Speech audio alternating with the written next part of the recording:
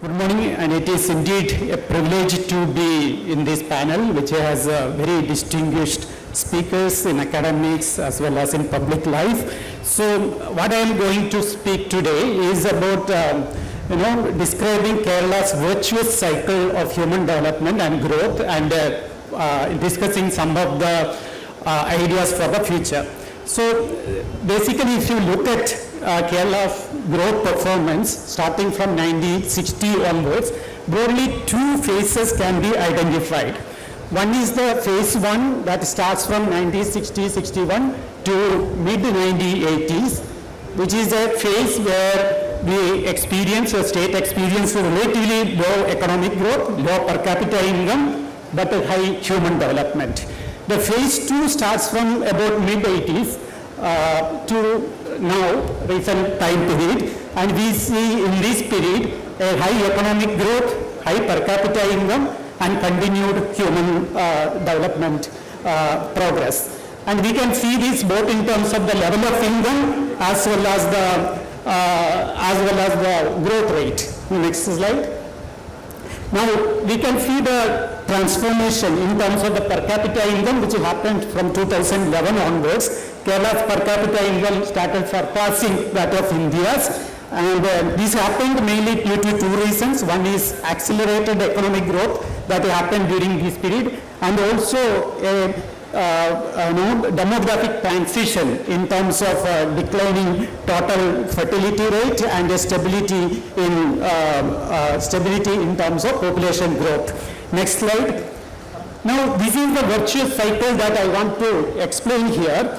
Now, the growth experience of Kerala over this period, starting from 1960 till now, can be characterized in terms of this cycle of human development leading to economic growth and again further economic growth. This all started with a favorable initial conditions in pursuing high levels of human development, which includes social reforms, radical politics, the work by Christian missionary, and also the early initially higher level of human development compared to the all India level. And this all led to a situation there is a great public demand for human development service or a public action for human development, and the state responded in terms of increase in public investment in education and health and other reforms like land reforms. And this together led to the first phase of growth during 1960 to 1986-87, which is characterized as high human development but low economic growth with a relatively low per capita income.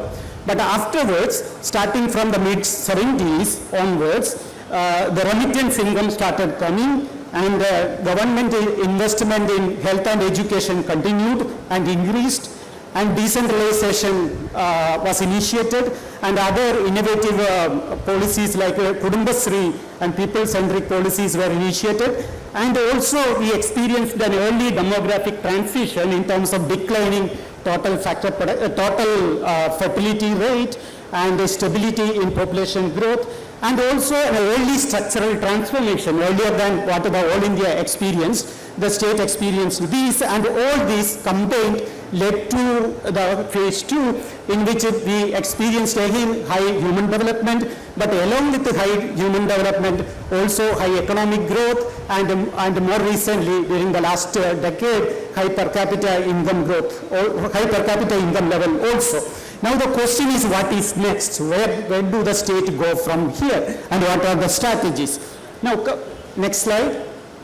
Now these are some of the familiar indicators, but just to clarity, I repeat here the infant mortality rate. If you compare Kerala with all India, we are the lowest in terms of infant mortality rate among all the states as well as all India level. Next one.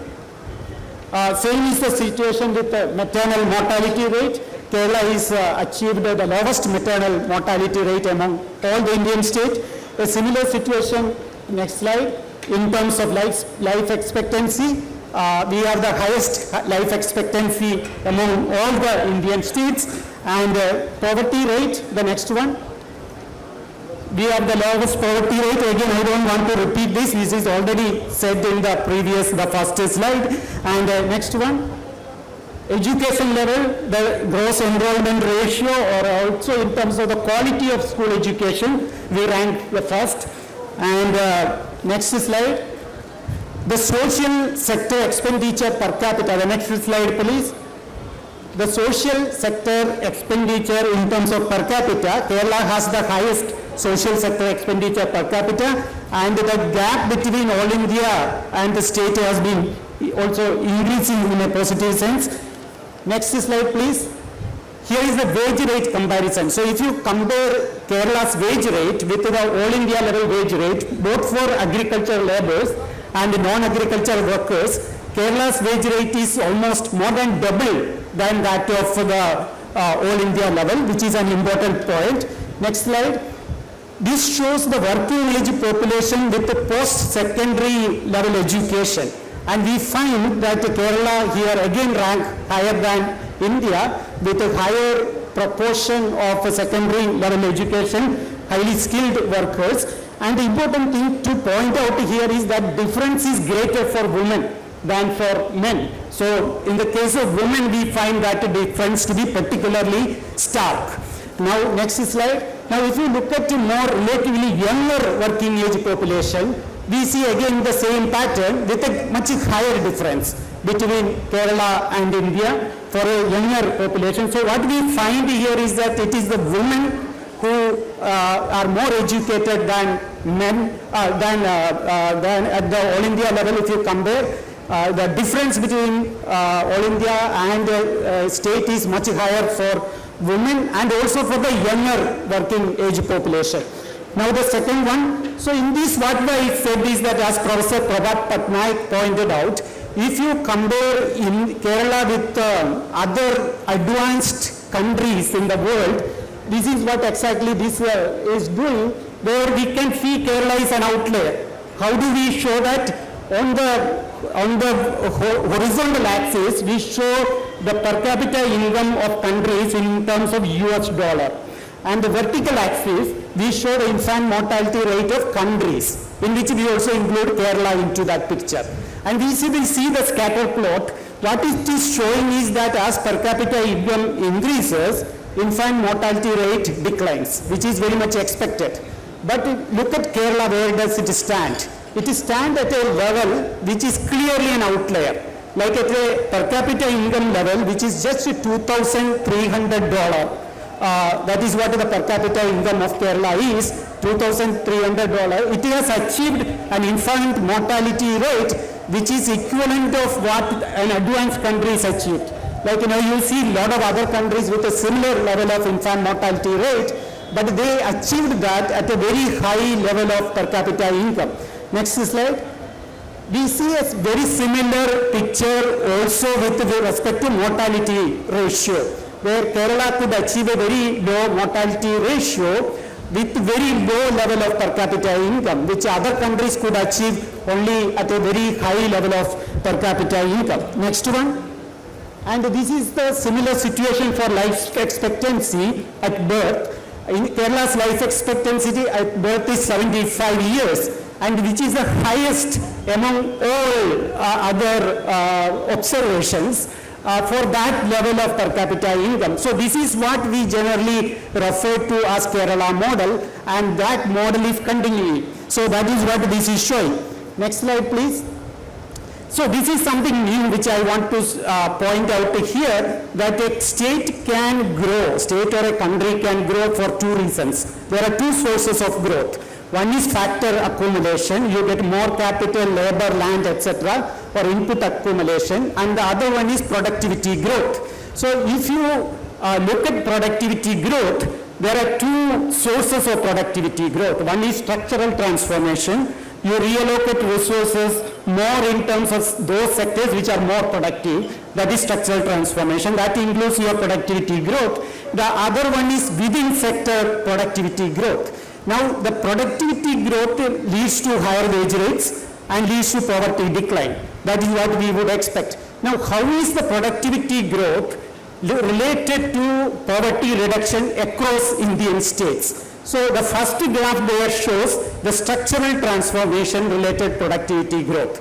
We decompose productivity growth into two parts. One is the structural transformation related productivity growth and the within sector productivity growth across states. Now, if you look at both the graphs, again you see that Kerala is an outlier, that the poverty reduction that the state achieved is beyond what the productivity growth explains. So there is something else that, of course, we can think in terms of government policies and other pro-people policies and redistribution, etc., as a factor which is driving this situation where the state is coming as an outlier in the productivity poverty reduction relationship in the all India level. Next one, please. Now, what we are showing here is the current situation. So if you classify all states into 4 quadrants, we have some states which are lagging state, and the 2 lines there, the horizontal line is the average annual growth rate that India has experienced. So India's average annual growth rate is somewhere close to 6% during that period, and the vertical line is the per capita income for all India level. So that is the average. Now, based on these 2 averages, average per capita income at the all India level and the average growth rate at the all India level, you classify state into the 4 quadrants. And there are some states which are lagging states, which means their per capita income is lower than the all India level, and their growth rate is also low. And there is improving state, which means they are growing, but per capita income level is low. Then there are leading state, where their per capita income is growing as well as growth rate is growing. Then there are weakening state, their growth is falling but per capita income remains high. So where does Kerala stand? It is stand exactly on that line, in the horizontal line, which means our per capita income is above the average and growth rate is equal to the average. So that is what. Now the question is, where do we move from? Here, do we move up and become a leading state, or we go down and become a weakening state? So this is a very critical moment, and that is where I am talking about what is next. What should the state do? So in terms of the drivers of future growth, foreign remittance can no longer serve as the primary driving force for going forward for the reasons that we already know.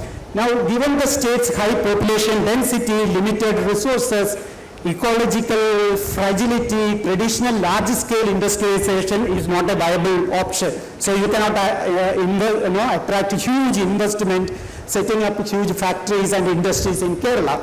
Now, then what is the alternative? Then the alternative is that the growth strategy must tackle 2 dual-natured critical features of the Kerala economy. But one includes Kerala's very delicate ecology. It is highly fragile and vulnerable, which we already know. But at the same time, that unique ecology also offers vast economic opportunities. So the growth path that we choose should leverage on that path, which protect that ecology, but also utilize that as a growth opportunity. Like, for example, ecotourism, agrotourism, or what we call responsible tourism, or a growth strategy based on our unique natural resources without disturbing that, but at the same time finding an opportunity there. The second big opportunity for Kerala is coming from another important weakness, in fact, which is the low labor force participation by educated women. So educated women are not participating in the productive activities because of various reasons, because of the barriers to participation, etc. And that is a challenge, but at the same time it is a potential catalyst for higher growth for 2 reasons. Next slide. Because when women come into the workforce, you are directly increasing GDP because of as an instrumental role, they have an instrumental role in driving economic growth by increasing GDP, because you are getting, as I said earlier, there are 2 ways in which you can achieve growth. One is factor accumulation. So this is resources that are coming and participating in productivity activities which are otherwise they stay at home. So when they come into productive activities, that increases automatically GDP of the country. The other one is that when you add workers to the labor force, GDP goes up. The other one is that there are a number of studies which shows that gender diversity improves productivity. So this is another option that the government, the state can think about. Then the state role in removing the barriers to women's participation in the labor force. So that include, for example, investment in care economy infrastructure, so that women can come out of the household and participate in productive activities. Now the suggestion which can be think about is whether MREGA can be modified to support care infrastructure, potentially involving Kudumbashree involvement, so that women can come out of household activities and actively participate more in productive activities in the formal sector. The second one is a free or subsidized public transportation for working women, like the model that Tamil Nadu recently tried, and we have to see whether that will work. Now the potential growth sectors for the state include knowledge-based services and industries, and the government is already trying to explore those opportunities, and responsible tourism. Next slide, which is my last slide. So the challenge in Kerala's commercial crop sector, because the wage rates are very high, as I already showed, it is more than double of that in all India level and also the neighboring states, and prices are low. Therefore, there is no competitiveness. The competitiveness in the primary producing sector has gone down. So for the survival of that sector, what is the way forward? The only way that the sector can survive is through enhanced domestic value addition in these sectors, and then address the infrastructure deficit, particularly by focusing on the specific type of infrastructure required to harness the identified potential drivers of future growth in India.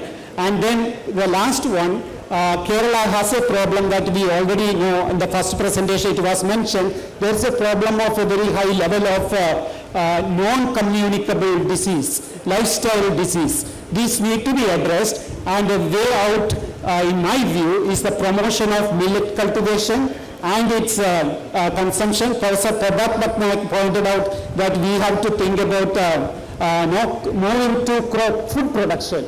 Now, I think the right way to not to go into rice production, but it is the millet production, because it addresses also the health challenge that society is facing. With that, I will conclude here. I think, yes, I will conclude here. Thank you so much. Yeah.